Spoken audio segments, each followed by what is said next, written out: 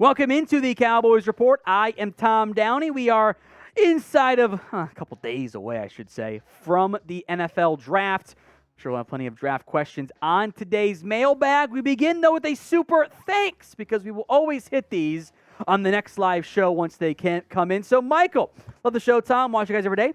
Thank you, Michael. He is a Noti Gang member. Suppose we do draft Steve Avila in round 1. I think he should be plug and play at left guard. But as the roster stands now, wouldn't our best 5 at O-line be putting him at center with the Smith on the left side and Martin on the right? It's a bad move when considering the long term and for depth purposes, but what do you guys think? It's a great question, Michael, and I think you could absolutely make that argument. I would also say that what's the odds Tyron Smith makes it through an entire game or an entire season? 5%? It's pretty low. So what I would do is I would just let Avila and Tyler Smith be my left guard, left tackle. Avila can get some center work as a flex piece. Let Tyron Smith compete with Terrence Steele at right tackle. And let those two figure it out, and then you've got a great swing guy. I think because we think at some point you got to make that position switch for when Tyron goes down, I'd rather give the rookie one job in year 1. Tyler Smith did a great job handling all of it. Still a lot to ask for at a rookie. And you saw with Jalen Tolbert. They asked too much of him. Didn't play very well. I would keep it easy on my first-year player in year 1. Now, Super Thanks is a new-ish. Been around for a while now. Feature on YouTube. You know, we get a bunch of Super Chats, hit those on the live show. But if you can't watch live or whatever, Super Thanks allows you to donate as well. We will answer your question, give you a shout-out here. Click the thanks icon, edit your message. We appreciate your support here on the Cowboys Report. Kyle Donovan, $20 Super Chat. Thank you, Kyle. What's good to the awesome duo of Tom and Jeremy? I think my Jags trade down. Good luck to your Cowboys, Tom. Thank you, Kyle. Great point, Jeremy. Every team wants to trade down.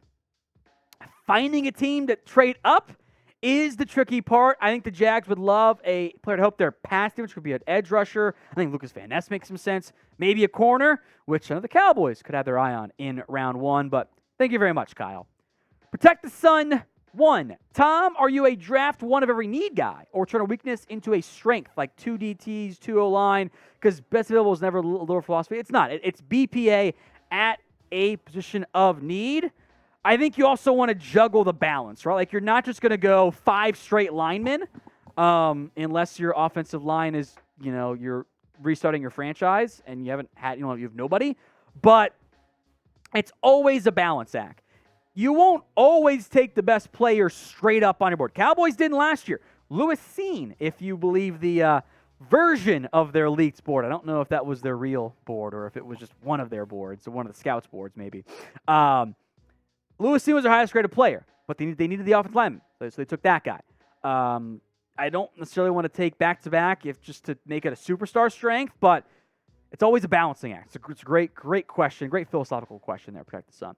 So when it comes to this year's draft, who do you want to draft in round 1? This is the pinned comment on today's show.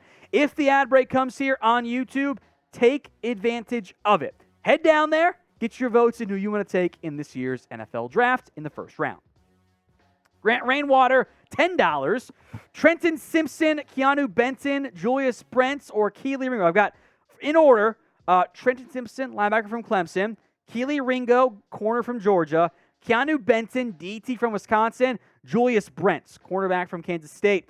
Fine with either of those guys in round 2. Simpson would be my favorite one, though.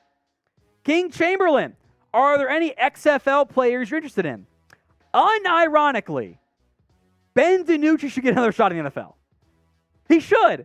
Now, he's still kind of the same, gunslinger up and down stuff. Maybe a kicker? If there's a good kicker, I've not watched that much XFL. I've been doing draft stuff. But XFL? Kicker? Sure. It's the same job. There's no difference in competition level. You're just kicking the football. It's all mental. But if you want a 4th quarterback, I kind of think Ben DiNucci should be your guy.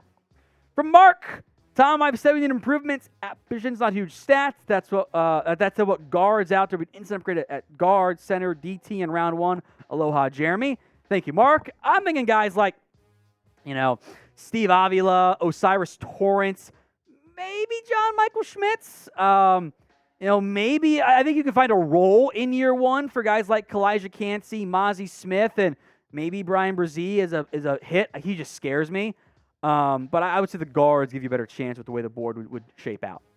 Edwin Strickland says Broderick Jones from Georgia. He's top 15 player for me at $2 super. Thank you, Edwin. So I would have interest. I don't think he gets to you. I think there's a very good chance he's gone top 15. I think he's off the board before you even get a chance to. Martin Rosales, $2. Thank you. Thoughts on drafting a tight end? I'm up for it, but I'm scared. I understand the issues with how the first-round picks have developed in the NFL. I would also say, in general, we undervalue the fit, the team aspect of doing this. Like for example, T.J. Hockenson has been a great player in the NFL. The Lions dealt him for reasons that I don't fully understand. Kyle Pitts had 1,000 yards in his first year. Now, there's no Kyle Pitts in this year's class, but if you stand pat at 26 and take Michael Mayer, I'm not going to be mad. I will gamble on Andre the Giant and Darnell Washington in the first round at tight end. I'll take Kincaid. I don't love him, but I take him. He ended up being 23rd on my board. The back scares me more than anything. I understand the hesitation, but there is positional value in a great tight end. There is. Now, it's a great class. If you want to say I would wait and take somebody else on day 2 or day 3, I get it. I would not force a tight end, but look, if Michael Mayer's there in round 1, I'm doing it, and I'm not scared about it. Now, we will be live on Chat Sports for all 7 rounds of this year's NFL Draft. How many rounds will you be watching? The total number I got to, by the way, player-wise, ended up being 341 this year. So not as high as in previous years, but 341. And there will be guys I don't get to. It'll be fun. But we'll be live for all 7 rounds. Make sure you are subscribed to the Chat Sports YouTube channel, youtube.com/@chatsports. Go subscribe. We'll be live, including your boy, for the entire NFL Draft. From Leroy Pearson Jr., what's the most shocking thing Dallas could do? Do you want it and Jeremy, you can answer for me, based in reality or just let's go rogue? Reality or let's go rogue? Reality. Okay, reality, I think it would be something like they take a Josh Downs in round 1. They take it, or a Jalen Hyatt in round 1. I don't think they do that. That was unironically, Jeremy, that was my not based in reality, let's get wild one. That's what it was. Jeremy just went Hendon Hooker in the background. That's my not based in reality. I would be a broken man. I would be broken. And that's not even a Dak thing. That is I have Hendon Hooker's a 3rd round grade. He's 4 years younger than Dak is. He needs a redshirt year, so you're going to bring out a 26-year-old. I'm just not doing that in round 1. So, other shocking things would be I don't know, they trade up for somebody.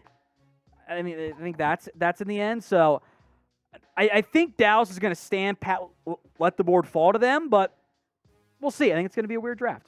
Cool Sharky, the Aaron Rodgers trade is done. Yes, some moving pieces. Jets and Packers flop first-round picks, so Green moves up 2 spots to 13. I wonder which route they end up going there. Second-round picks going to the Packers. I think a 5th and a 6th-round pick swap as well. So from the pure just value, what does all this mean? What's the value given up here? It's basically 2 seconds is what the Packers got back for Aaron Rodgers. It does change the 2023 NFL draft order in the first round with the picks. So here are the details. Great job, Jeremy. Packers get 13, a 2nd this year, a conditional 2nd next year, and a 6th.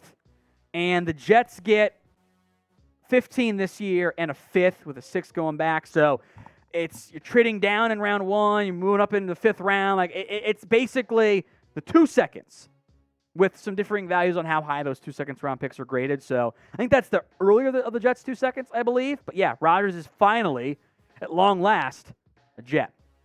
Jeremy chugs his burner account on a scale of 1 to bonk. I think this has to be our new scale going forward, Jeremy. It's too funny. How excited would you be if the Cowboys draft these guys? Michael Mayer, Bijan, Kancey, Nolan Smith. Positional value from Mayer and Bijan. I get the concerns there, but I'd be happy. Nolan Smith, edge, who I have a top 15 player rank on him, first round grade. Let's ride. Not as high on Kancey. I was burned by Ed Oliver, who I love coming out of Houston. Similar arm length issues there. I think the length is going to be I'm actually more about the length for Kancey than I am the just weight for him. And we have daily Dallas Cowboys videos right here on the Cowboys Report. Hit that sub button, youtube.com/@CowboysTV. We'll have 2 videos on Tuesday, 2 on Wednesday, and tons on Wednesday, Thursday, and for Thursday, Friday, Saturday, Hit that sub button right now. Chris B, if we can't win the NFC now, I don't know if we ever will. I think that's a bit reactionary. I understand the general apprehension, but you've had a lot of success outside of your dark ages when it was Chad Hutchinson and Quincy Carter and the rotting corpse of Vinny Testaverde and Drew Henson. You were playing baseball players at quarterback. I think you'll be okay long term. Even if you don't win it this year, I think you'll be okay.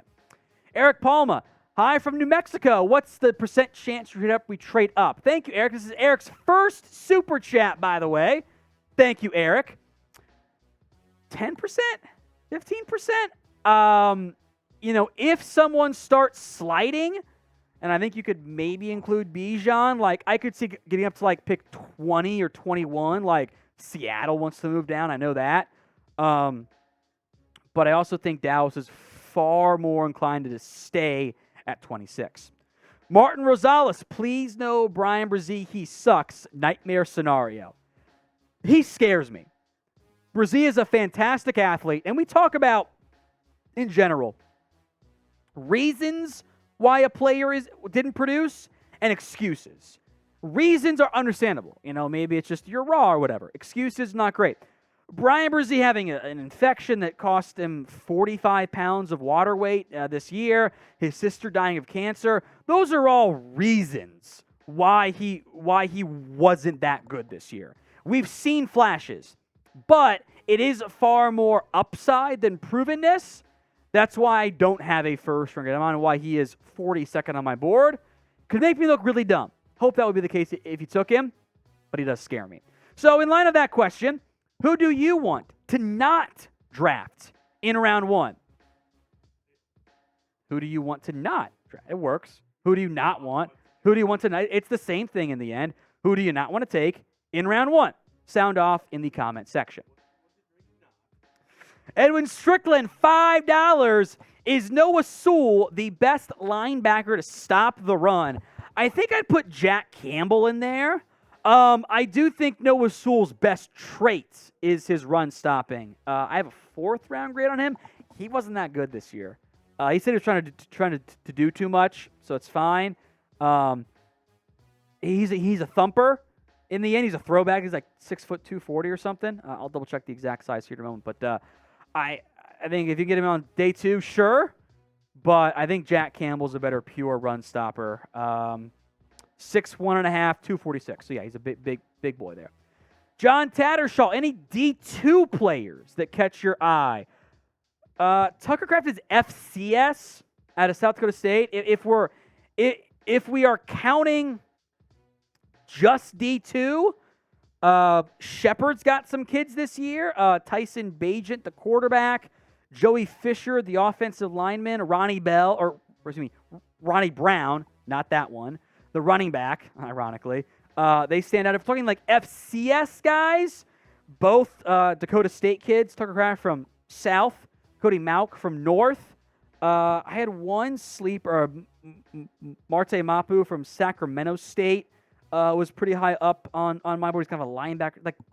Quinn's going to love him. He's a linebacker at the hybrid, right? The deep sleeper I had that I did last night was, let me find them here, phrasing I know, was Ty Okada from Montana State. He's like a 7th round, like UDFA guy with like great athletes. So like, sure, let's gamble on him with great production. Those are some of the D2 guys that stand out to me. And Brokov, I think of Lucas Van Ness, 26, but in playing at DT. I think what you would do is make him a chess piece. On base downs, you'll play him at defensive end. And then on 3rd downs, you could kick him inside. I think that's the best usage of Van Ness. Kind of did at Iowa there. 6'5", 272, 34-inch arms. I get George Karlaftis vibes. Great run stopper, gifted athlete, but only wants the bull rush right now. That's what I think of him. Now, if we did not get to your question, hit up on Twitter at WhatGoingDowney. DMs are open. Slide on in for more NFL draft and, of course, Cowboys conversation.